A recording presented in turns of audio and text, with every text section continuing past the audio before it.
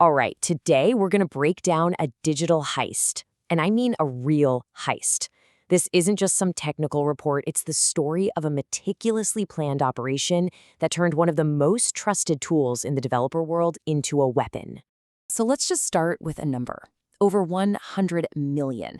That's how many times a single trusted software tool gets downloaded every single week. It's a fundamental building block of the modern internet. And for a few very critical hours, it became a Trojan horse for a seriously sophisticated attack. And the target here was Axios. Now, if you're a web developer, you almost certainly know it, you've probably used it. It is the go-to library for making web requests, and it's embedded in countless applications all over the world. Its sheer popularity and the incredible amount of trust the community puts in it, well, that's what made it the perfect target for a supply chain attack. Like any great heist, this whole thing started with some very careful planning. The attackers didn't just stumble upon a vulnerability. Oh no, they cased the joint, they prepared their tools, and they chose their moment absolutely perfectly. This was not opportunistic, this was premeditated. And when you look at this timeline, you can see just how precise they were. Over just 18 hours, they ran a flawless four-step plan. First, they publish a completely clean decoy package. Why? To build up a history, to not look suspicious. Smart. Then, they register their command and control server. It's only after that they publish the malicious version of their decoy. And then the grand finale. With everything perfectly staged, they push the compromised version of Axios out to the world. The sequence of events just screams deliberation. So the plan's in place, the stage is set, but how did they actually get in?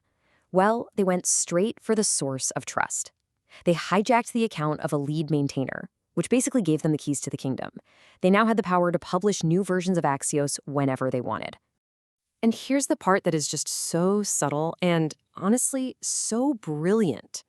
If you actually looked at the source code of the compromised Axios package, you wouldn't find a single thing wrong, not one line of malicious code. The library itself was completely clean. So you've got to ask, how in the world did the attack even work? Well, it all relied on a Trojan horse. The key to this whole thing is a concept called a phantom dependency. The attackers just added a new hidden dependency to Axios' list of components. This little package, plain crypto.js, was never actually used by Axios for anything. Its only purpose was to be a container, a vehicle for malicious code that would run automatically the second a developer installed the compromise package. Okay, let's get to the main event. We're going to walk through the exact sequence here, the play-by-play of how a single, totally innocent command turns into a full-blown system compromise. It all starts with a command developers run thousands, maybe millions of times a day. NPM install Axios.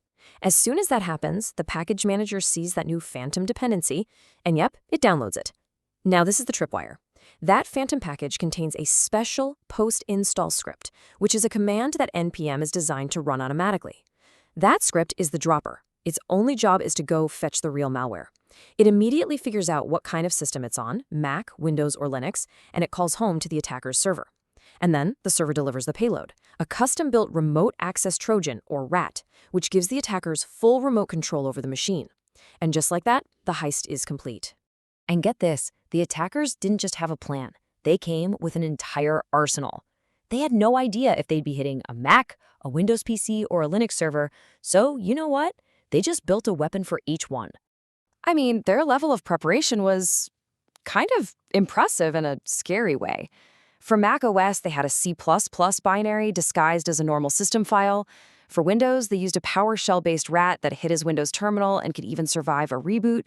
And for Linux, a simple Python script run as a background process. Each one was perfectly tailored, ready to take control no matter the environment. But the heist wasn't over yet. A truly successful crew always plans its getaway. In the digital world, that means erasing every last bit of evidence. And this is where the attackers showed they were true professionals. Right after delivering its payload, the malware triggered a self-destruct sequence, one that was specifically designed to make figuring out what happened next too impossible. So here's how they did it. It's a three-step magic trick. First, the dropper script deleted itself. Poof, gone. Second, it deleted the package manifest, the very file that held the proof of the malicious install script. And for the final sleight of hand, it swapped in a decoy, renaming a perfectly clean manifest file to take its place. They didn't just delete the evidence, they replaced it with forged evidence. And the effect was devastating. Anyone who looked at their project files after the infection would see absolutely nothing out of place. The phantom dependency would look totally clean and harmless. The crime scene was completely wiped. So now that we've unpacked the entire heist, let's talk about the fallout. What can you do if you were affected? And maybe more importantly, how can we all defend against attacks like this in the future? First up, the critical details. These are the exact malicious versions of Axios. If your system ever installed 1.14.1 or 0.30.4, you absolutely must assume it's been compromised. The safe versions you need to get back to are 1.14.0 and 0.303. Now, if you think you were affected, the response needs to be immediate, and it needs to be thorough. Get that machine off the network right away. Don't even try to clean it. The only safe path forward is to wipe it and rebuild from a trusted state. And critically, you have to rotate every single credential. Every token, every SSH key, every password that ever touched that system. So, how do we prevent this from happening again? Well, first, ping your dependencies. Use lockfiles and the NPM CI command. That stops your project from just silently grabbing a new, possibly malicious version. Second, and this is a big one, in your automated build pipelines, you can disable install scripts entirely. That one simple command would have stopped this entire attack dead in its tracks. Finally, you got to audit your full dependency tree and lock down your build servers so they can't talk to random places on the internet.